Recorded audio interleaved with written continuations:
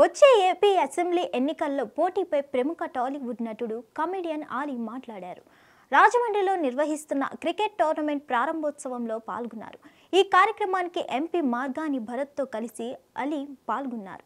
ఈ సందర్భంగా మీడియాతో మాట్లాడారు. ఎన్నికల్లో పోటీ చేసే అవకాశం ఉందా అని అడగగా ఇంకా ఎలాంటి నిర్ణయం జరగలేదని, వైఎస్ఆర్సీపీ ఆదేశిస్తే వచ్చే ఎన్నికల్లో పోటీ చేయడానికి సిద్ధమేనన్నారు. అయితే ఈ వారంలో సీఎం జగన్ నుంచి పిలుపు వచ్చే ఛాన్స్ ఉందని, అధిష్టానం మేరకే నిర్ణయం తీసుకుంటానని తెలిపారు.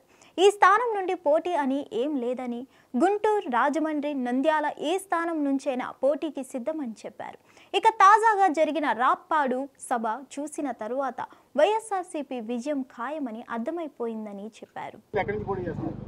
త్వరలో చెప్తారు. అంటే రాజమండ్రి గుంటూరు నాకు కూడా తెలియదు. సీఎం గారి దగ్గర నుంచి పిలుపు వస్తుంది, రాగానే చెప్తాను నేను. సార్ పొత్తులు ఉంటాయి, మీరు చెప్తున్నాను కదా.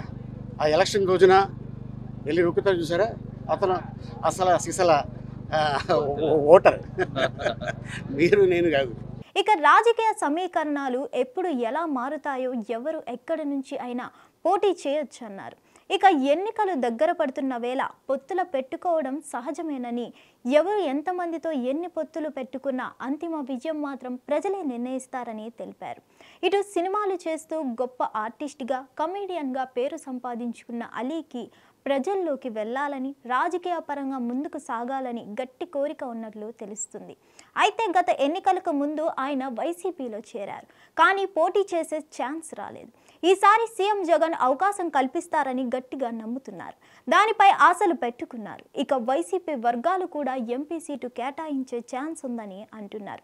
ఓ మైనార్టీకి ఛాన్స్ ఇవ్వాలని అనుకుంటున్న జగన్ ఆలీకి అవకాశం ఇస్తారో లేదో చూడాలి మరి.